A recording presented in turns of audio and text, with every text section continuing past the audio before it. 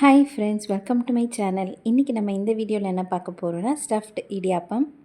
அதுக்கு ஃபஸ்ட்டு நம்ம தண்ணியை நல்லா சூடு பண்ணிக்கலாம். சூடான தண்ணியை கொஞ்சம் எடுத்து தேவையான அளவு பாதாம் எடுத்து அதில் இந்த சுடு தண்ணி போட்டு ஒரு 10 மினிட்ஸ் ஊற வச்சுருங்க. இப்போது ஒரு பவுலில் நம்மளுக்கு தேவையான அளவுக்கு அரிசி மாவு எடுத்துகிட்டு தேவையான அளவு உப்பு சேர்த்துக்கோங்க. சூடு பண்ணி வச்சுருக்க தண்ணியை கொஞ்சமாக சேர்த்து ஃபஸ்ட்டு மிக்ஸ் பண்ணிக்கோங்க. பத்தலைன்னா இன்னும் கூட கொஞ்சம் சேர்த்துக்கலாம். ஒரு 5 மினிட்ஸ் அப்படியே ரெஸ்ட்டில் விட்டுருங்க. இப்போ ஒரு ஜாரில் அரை முடி தேங்காய், ஏற்கனவே ஊற வச்சுருந்த பாதாமை தோல் உரித்து அதையும் சேர்த்துக்கலாம். கேஷ்யூஸும் நம்மளுக்கு தேவையான அளவு சேர்த்துக்கலாம். வாசனைக்கு ஏலக்காய் சேர்த்து இந்த மாதிரி கொரன்னு அரைச்சி எடுத்துக்கோங்க.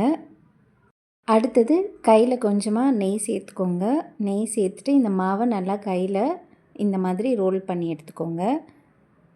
இந்த மாதிரி பண்ணிவிட்டு இடியாப்ப அச்சியில் நம்ம போட்டுட்டு யூஸ்வலாக இடியாப்பம் பிழிகிற மாதிரி பிழிஞ்சிடலாம். இந்த மாதிரி மாவு எடுக்கும் போதே நம்ம நெய் தடவிக்கலாம். இல்லைன்னா இடியாப்ப அச்சிக்குள்ளேயே லைட்டாக நெய்யை க்ரீஸ் பண்ணிக்கோங்க. ஃபுல்லாக ஸ்டஃப் பண்ணதுக்கப்புறம் நல்லா க்ளோஸ் பண்ணிவிட்டு இடியாப்பம் மேக்கர் இருந்தால் அதில் வச்சும் பண்ணலாம். நான் இன்றைக்கி இந்த மாதிரி பிளேட்ஸ் எடுத்து அதில் நெய் தடவிட்டு அதில் ப்ரிப்பேர் பண்ண போகிறேன். இப்போது எல்லா பிளேட்ஸையும் க்ரீஸ் பண்ணியாச்சு. நெக்ஸ்ட்டு நம்ம இடியாப்பம் பிழிஞ்சு விட்டுடலாம். ஃபஸ்ட்டு ஒரு லேயர் மாதிரி பிழிஞ்சிடுங்க, எல்லா இடமும் கவர் ஆகிற மாதிரி. அடுத்தது நம்ம ரெடி பண்ணி வச்சுருக்க ஸ்டஃபிங்கை அதுக்கு மேலே வச்சுட்டு திருப்பியும் ஸ்டஃபிங்க்கு மேலே திருப்பி ஒரு லேயர் மாதிரி போட்டு நல்லா கவர் பண்ணி விட்டுட்டோன்னா அது ஸ்டீம் பண்ணும் போதே நல்லா அந்த தேங்காய் ஏலக்காயோட வாசனைலாம் அந்த இடியாப்பத்தில் நல்லா இறங்கியிருக்கும். நம்ம ஸ்டீம் பண்ணதுக்கப்புறம் மேலே கூட இதை போட்டு சாப்பிட்லாம். ஆனால் இது கொஞ்சம் டிஃப்ரெண்ட்டாக இருக்கும். இந்த மாதிரி ஸ்டஃப் பண்ணி ஸ்டீம் பண்ணி கொடுக்கும்போதே நட் சாப்பிடாத குழந்தைங்க கூட சாப்பிடுவாங்க. பாதாமை நல்லா ஊற வச்சுட்டு தோலை எடுத்துட்டிங்கன்னா அவங்களுக்கு தெரியவே தெரியாது சுத்தமாக. இது என்னோடய பர்சனல் எக்ஸ்பீரியன்ஸ்.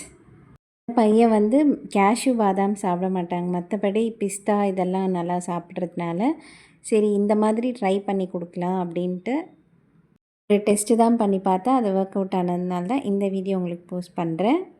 உங்கள் வீட்டில் இந்த மாதிரி கிட்ஸ் முந்திரி பாதாம் எல்லாம் ஸ்கிப் பண்ணாங்கன்னா இந்த மாதிரி ட்ரை பண்ணி கொடுங்க. டேஸ்ட் அந்தளவுக்கு கண்டுபிடிக்க மாட்டாங்க. நிறைய கிட்ஸ் தேங்காய் ரொம்ப பிடிச்சி சாப்பிடுவாங்க. அதனால் அது கூட சாப்பிடும் போதே அவங்களுக்கு பெரிய டிஃப்ரென்ஸ் தெரியாது. இட்லி பாத்திரத்தில் கொஞ்சமாக தண்ணி சேர்த்துக்கோங்க. தண்ணி நல்லா சூடானதுக்கப்புறம் இட்லி தட்டு வச்சுட்டு அதுக்கு மேலே இந்த பிளேட்ஸை நம்ம அரேஞ்ச் பண்ணிக்கலாம். இந்த மாதிரி பிளேட்ஸில் வைக்கிறது ஆப்ஷனல் தான். நம்ம ஸ்ட்ரெயிட்டாக இட்லி எப்பயுமே செய்கிற மாதிரியே அந்த இட்லி தட்டிலேயே நம்ம இடியாப்பம் பிழிஞ்சு அதே மாதிரி ஸ்டஃப் பண்ணி வச்சுக்கலாம். இப்போ நான் பண்ணியிருக்கேன் பார்த்தீங்களா, அந்த மாதிரி கூட நீங்கள் பண்ணலாம். நம்ம நெய்யை இட்லி தட்டில் தடவிட்டு ஒரு லேயர் போட்டுட்டு அதுக்கு மேலே ஸ்டஃபிங் வச்சுட்டு அதுக்கு மேலே ஒரு லேயர் இதே மாதிரி பண்ணி எடுத்திங்கன்னா அதுவுமே சூப்பராக இருக்கும்.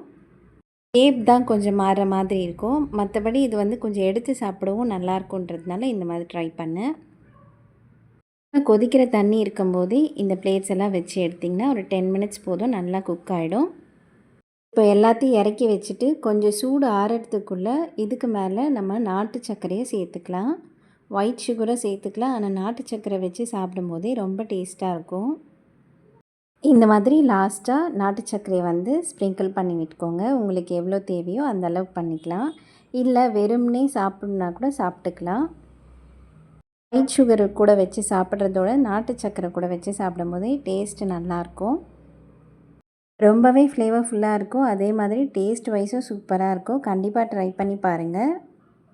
நம்ம மார்னிங் பிரேக்ஃபாஸ்ட்டாகவும் கொடுக்கலாம், ஈவினிங் ஸ்நாக்காகவும் கொடுக்கலாம். கண்டிப்பாக ட்ரை பண்ணி பார்த்துட்டு வீடியோ யூஸ்ஃபுல்லாக இருந்தால் உங்கள் ஃப்ரெண்ட்ஸ் அண்ட் ஃபேமிலிக்கு ஷேர் பண்ணுங்கள். மறக்காமல் சப்ஸ்கிரைப் பண்ணுங்கள். தேங்க்ஸ் ஃபார் வாட்சிங்.